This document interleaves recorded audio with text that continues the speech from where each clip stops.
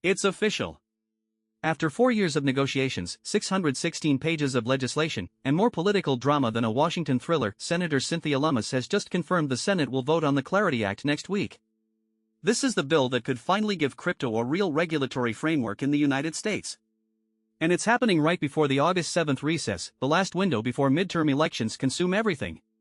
But here's where it gets complicated. Senate Majority Leader John Thune said just days ago the bill doesn't have the votes. Treasury Secretary Scott Bessent is publicly demanding action. And Polymarket traders? They're pricing the odds of passage at just 30%. So what's actually in this bill? Why is it so controversial? And what happens to crypto if it passes or if it doesn't? Let's break it down. The Clarity Act, formerly H.R. 3633, does one thing above everything else. It draws a clear line between what the SEC regulates and what the CFTC regulates when it comes to digital assets. Right now, crypto exists in a regulatory gray zone. The SEC says most tokens are securities. The CFTC says some are commodities. Courts keep issuing conflicting rulings. And companies? They're stuck guessing which agency might sue them next. The Clarity Act fixes this by creating 3 categories. Digital commodities, things like Bitcoin that function more like gold or oil. Investment contract assets, tokens that behave like securities. And regulated payment stablecoins. The bill passed the House back in July 2025 with a massive 294 to 134 vote. 78 Democrats crossed the aisle. It cleared the Senate Banking Committee in May 2026 with a 15-9 bipartisan vote.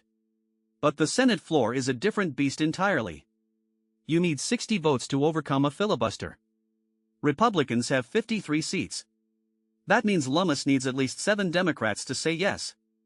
And that's where the drama begins. The biggest roadblock isn't about crypto at all. It's about ethics. Democrats want state attorneys general to have enforcement power over elected officials who violate the bill's ethics provisions. Republicans want enforcement to stay with the Department of Justice only. The ethics provisions themselves are actually historic. President Trump agreed to what Senator Lummis calls the strongest ethics rules in U.S. history. A first-of-its-kind ban on the president, vice president, every member of Congress, federal judges, and their spouses from issuing or sponsoring a digital asset. Trump even agreed to put his existing digital assets into a blind trust or divest entirely. Exchanges face penalties up to $250,000 per violation per day. Violating officials must give up all profits plus a penalty of up to 10% of what they received or $500,000, whichever is greater. But Democrats still say it's not enough. Senator Lummis took to the Senate floor and asked directly, what specific provision is still missing?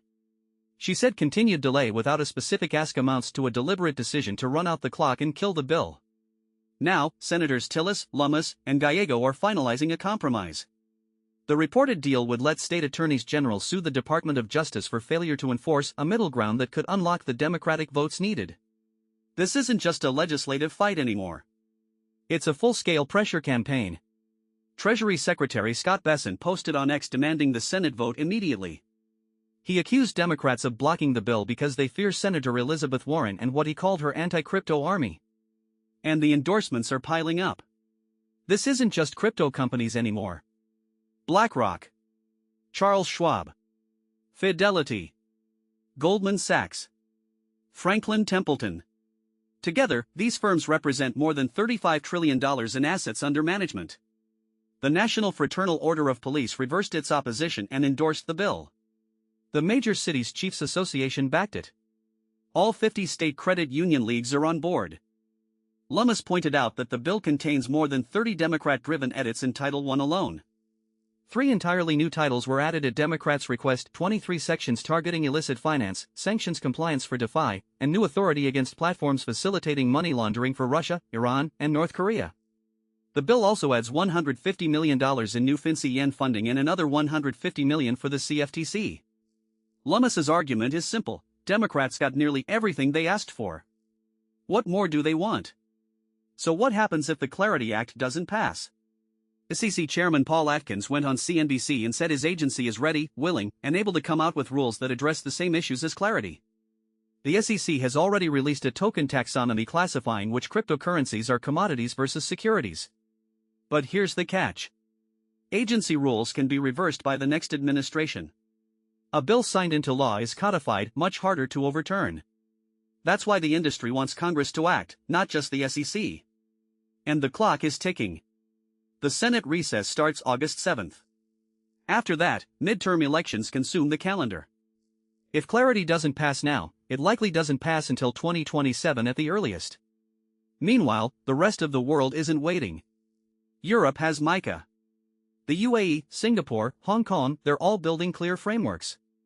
The question Bessent keeps asking, will America lead, or will it watch from the sidelines? Here's the bottom line. The Clarity Act is the most significant crypto legislation in American history. It has bipartisan roots going back to 2022. It has Wall Street, law enforcement, and the crypto industry all on the same side. And yet, it might still fail. The ethics standoff is real. The 60-vote threshold is brutal. And the calendar is unforgiving. But here's what matters. Whether it passes or not, the fact that this vote is happening at all is a signal. Crypto is no longer a fringe issue. It's at the center of American financial policy. And that, regardless of the outcome, changes everything. If you want to stay ahead of what happens next, subscribe. I break down crypto policy and market moves every week. Drop a comment. Do you think the Clarity Act passes, or does it die in the Senate? I want to hear your take. See you in the next one.